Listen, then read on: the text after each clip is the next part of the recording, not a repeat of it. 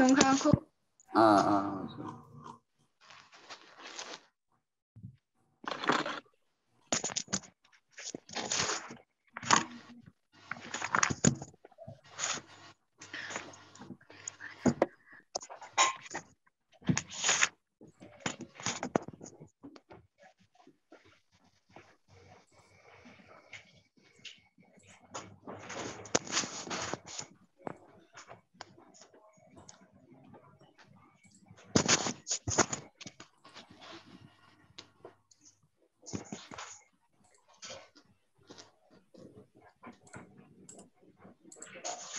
มากันเมื่อน่ะมากันเดี๋ยวหมดอ่ะเดือนนั้นก็กดปีเดือนน่ะเนี่ยยิ้มโห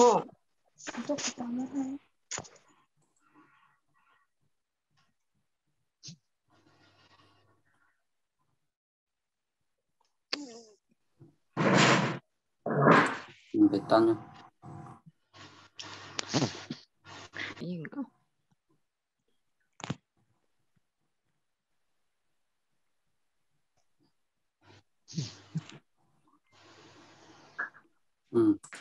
yang hao hiện phải đi bạn sản phẩm gì cái này rồi có cam bao khu có lại con đường bạn đi bạn khu biết tạm tiếng sản phẩm gì cái này phải đi khai bạn có phải zoomมันเลยbạn dùng những tham luận dùng những tham luận năng lớn khởi bị vắngอย่าbị lắcว่าห้างคู่น่ะอย่าลักหลักคู่หลับหลังนะราคาก็ไม่พูดอ่านดีฉันจำนะคือเอาที่เลยถ่อมเสียงนะชาวนาตายายยินดีรังดุมงามดีที่ชายชิงช้าชายคาน่ารักมะรุมมะรืนลายมือละมุดชุบมือมะนาวนับถือคิดถึงรังพึ่งสะพานขึ้นคานทนานคันนาท่าทางรับจ้างลางศาสตร์นางสาวฟักข้าวลุกขึ้นลูกข่างข้ามฟากสังคำสังคำอ่านเอาใน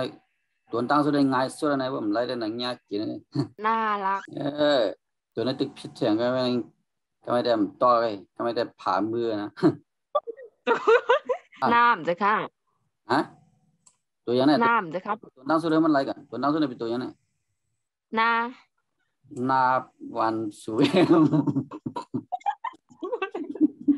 นอนหนูสละเนี่ยมันเป็นโมม้าเนี่ยกับหันเป็นนอนหนูเลยเนี่ยดูเอาอีกสละสละสิงมาเลยจังเหี้ยสละมาลุมนั่งก่อคือนั่งละตุมโมม้าละดุมโมม้าเนี่ยละตุมโมม้าวันนี้ละตุมนี่แหละนี่ก็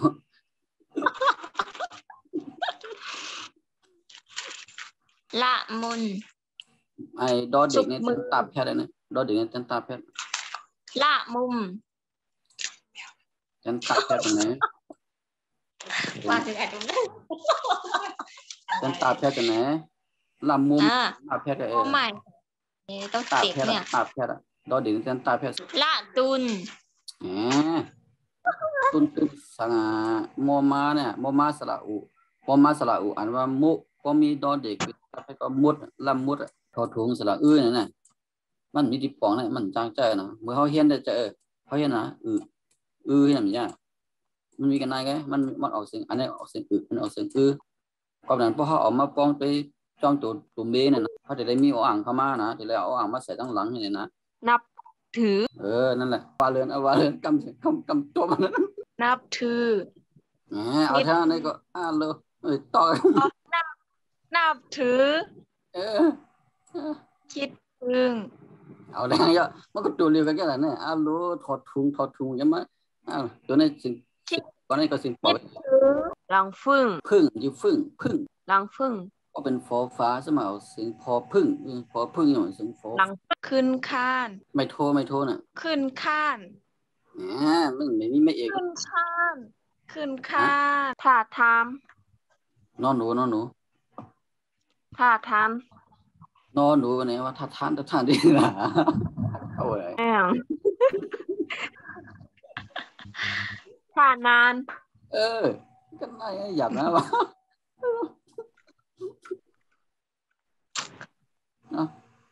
บาเหิมเหรอคณะเอาเดี๋ยวสุดยอด这里头我ไม่ช่วยออกถ้ากำลังยักในไงสุดนะตัวนี้นะผิดอย่างได้เลยเอาเลื่อนตัวนี้เอามาท่าอารมณ์มันไงทอทหารเนี่ยงั้นด้วยนะกาถางด้วยก่อนอันพูดซับแรงกันอันนี้ทอทหารอย่างใจด้วยหรอว่าพูดซับแรงด้วยหรอฉันเข้าอย่าไปเล่นนะเขายังว่ามันอีกนะอันนี้ทอทหารอย่างใจทอทหารก็สระอามาใส่นี่อ่านมาเถอะท่าท่าเอามาเอกมาใส่อ่านมาเถอะท่านั่นแหละเสียงแต้ม24ตัวป้อมมีอ้ออ่างมีหอหีบอยู่ด้านหลังนั่นนะก็ไม่เอกก็ย่อมไม่ทุกก็ย่อมมาใส่นั่นเป็นสิ่งจำเติมหมดอ่ะนะกำนันโทษทหารตัวเนี้ยมันเป็นสิ่งแต้มเนี่ยก่อนนั้นพ่อเอาไม่เอกมาใส่เนี่ยมันก็จะเป็นสิ่งจำเติมกันเลยนะอ่านว่าทอสระอาอ่านว่าท่าไม่เอกก็ท่าลุกขึ้นฮัลโหลผู้ช่วยลุกขึ้นเลยเนาะ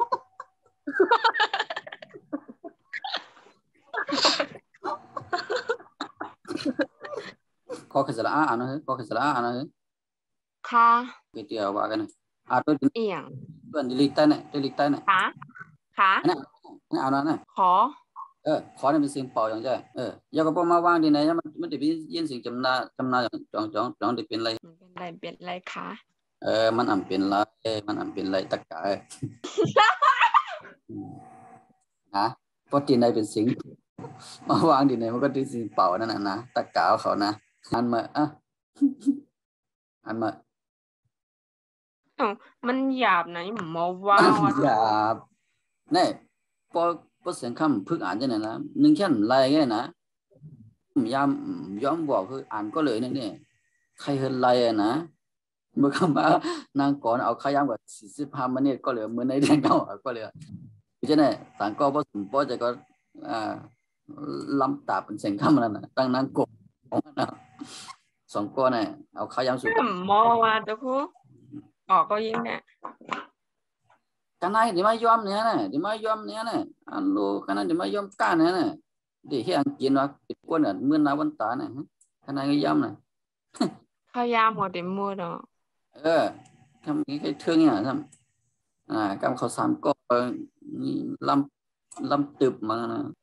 ข้างลูกข้างสมมติแม่นั่นเดือดเปลี่ยนต่างเยอะใช่ไหมมันจริงลูกข้างมันดียากกันเลยเอาอ่านมาลูกข้างเลือนตาเหลือไงเลือนได้ลบออก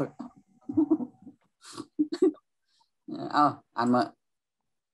อยู่ข้างคำเดียงยากกินนะครับจะอ่านอย่าว่าหยับลูกข้างนั่นฉันคำเมื่อเกิดในปืนห่อว่าเกิดปากขี้เนี่ยคุณใบหยับฝากครับจงก็มียามด้านนี้ฉันคำไม่ใบหยับเดี๋ยวจะทำแล้วคุณหยอกเลยกันนะฉันคำนะแต่ก็ได้คุ้มหัดหยอกอ่ะเป็น2 คำหยอกเจ้านะฉันก็จะทำนะกูหยอกเลยไงแต่ก็คุ้มหัดหยอกอ่ะลาซื้อกูจะล้ำกูเขาจะล้ำอะไรล่ะคู่หวานเนี่ยเปอร์เซ็นต์คำในหูไงหยอกก็จะล้ำคู่เจ้นะเมื่อดังเป็นยามรันเนี่ยก็รู้อ่อนในมือเกิดปากขี้นะ ทางบรรดาพอเกิดปากขี้ในลาดใบเย้าแล้วก็โคในราคาก็โคเอาไปแล้วขี้วางคู่นี่กันเนี่ยฮัลโหลมันตาลีลาดออกมาคนเนี่ยมันยากทุกคน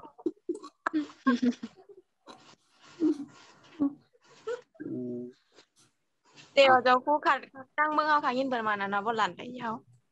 ชวนดิกลาบานดิกลาจะคู่ปนันเนี่ยคู่ลืมดิบปองมันนะปนันfor fun อ่ะ for fun เอาเนี่ยอะไรเนี่ยผาอย่าไปไล่กับไล่มาหรอกฉันก็มันจะตุกินว่าก้นเขาเนี่ยเหี้ย ใจอาทิตย์นั้นเนี่ยปีนี้เป็นว่าการอ่านว่าไหนตัวเราเสียงอย่างนี้พาฟ้านะก็ไม่ก็ไก่ในเต้นกาเพชรอ่านว่าอะไรก็ไม่พักเนี่ยเราตำรวจข้าผักตำรวจก็เหมือนกันตำรวจก็เหมือนกันเอาเลื่อนกำมาตำรวจกำมาเอาเลื่อนเลยฟักเอาเลื่อนก็เหมือนกันนั่งคือว่าน่ะฟักเนี่ยคือนั่งคือก็เหมือนกันนั่งก็ว่าน่ะนั่งก็อ่านว่าน่ะตัวนั้นน่ะฟากไม่รู้นั่งก็ว่ารู้ฟากว่านั่นก็เอาเคียวต้องเหลือนะมาจับสุดต้องตายนั่นนะมันมาจับกันเจ้าพ่อก่อนอะไรวะหรือเอายางจับไว้นะเดี๋ยวเลยอ่านปีฟากเสียงจำเตอเนี่ยตัวนั้นฟากนะต้องเลยนะคำรอดนะนั่งเรือนนั่งคือนั่งก่อกรองก็เอาอ่านมาสังคมอ่านสองตัวกันไว้ข้ายังหมดข้ามภาคอ่านนั่งครับข้ามภาคนั่นนั่นคืออ่านอะไรกันมั้ยยิงมาละอ่านไว้จะไปยิงทึ่งนะมันไล่ว่าข้างเนี่ยคือลูกข้างเนี่ยโอเคสังคมผิดเนี่ยว่าในสังคมว่าสังคมอ่านนี้นั่นคืออินุครับตัวไหนวะเนี่ยไม่เอาสังคมอย่างไรยินนั่งลับนั่นที่แกงลับนั่นสังคมตัวนี้อ่านว่าเนี่ยอ่านนะยิ้มโหดจริงๆคำเดียวงี้กินนะครับจะอ่านอย่าว่าหยับลูกขางเนี่ยจุ๊บลูกขางนั่นคืออ่านลูกขางเนี่ยคือ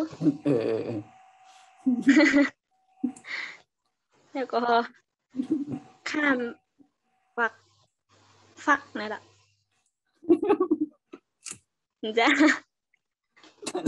ครับอะไรข้ามภาคนะเนี่ยอันนั้นคือข้ามฟัก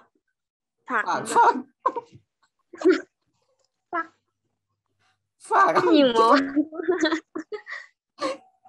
ว่าอยากไหนฟัง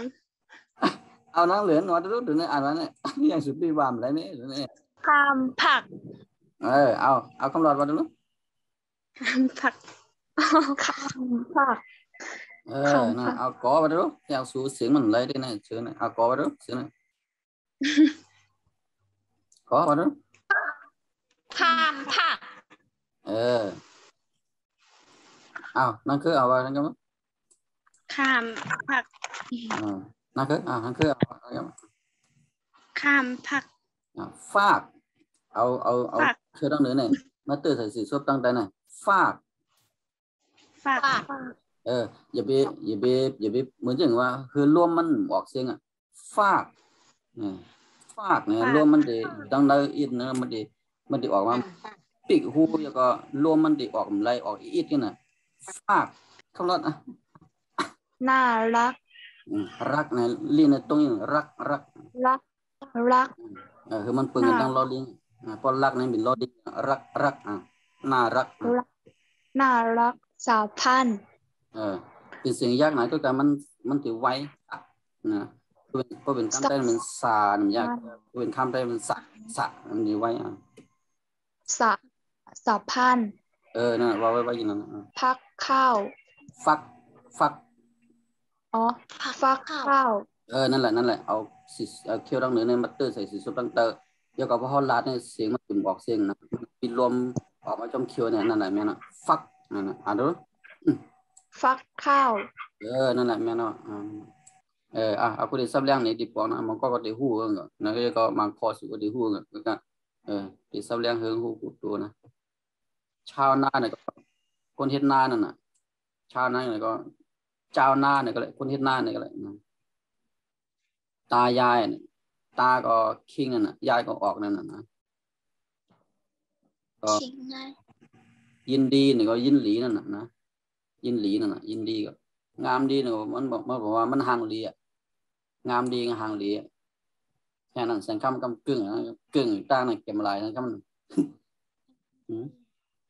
อ้าวพี่ชายนี่ก็พี่ไอนะกุงจ้านั่นน่ะชิงช้าชายคาเนี่ยบอกว่าขอใจค่าน่ะขอใจค่านะมันอย่างเมื่อขอใจค่าเนี่ยนะชายคานะน่ารักเนี่ยก็น่าหักเนี่ยก็เลยห่างหลีนี่ก็เลยหลีตัวนี่ก็เลยมันมีตีปองอะไรมั้ยน่ารักแล้วก็ห่างหลีนั่นน่ะอันตีปองอันนั้นอันนั้นคู่นำหรือสู่นาลีคู่หรือคู่นั่นน่ะตัวนั้นน่ะเป็นไก่อามอยู่แก่น่ารักจังเลย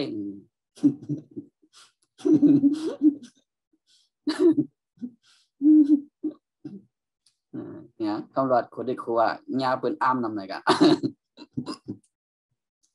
แสงคำอารมณ์นรก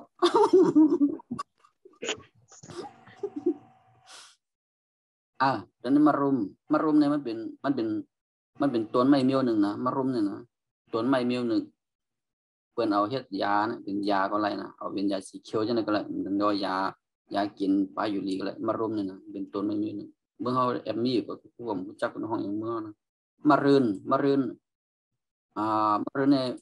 มือฮื้อเนี่ยมือผูกฮื้อในมารื่นนะมารื่นในมือ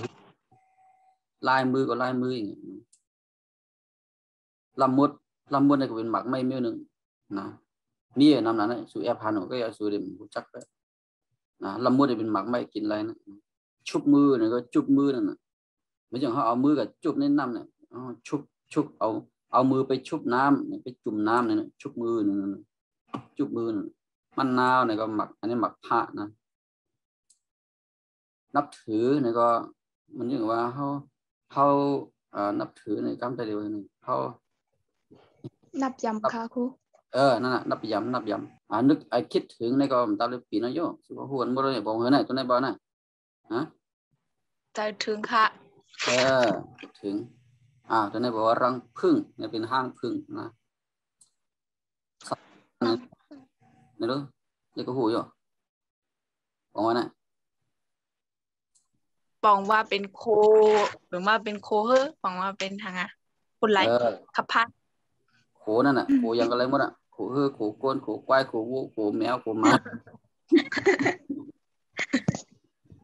นั่นคือของแล้วน่ะคือเรียนจิ๊บนะข้านะแค่นั้นนะคำนั้นจะคู่เป็นทางการแล้วครูนั่นนะคู่กับบองใจนั่นนะเราพิงล่ะโขดิเนี่ย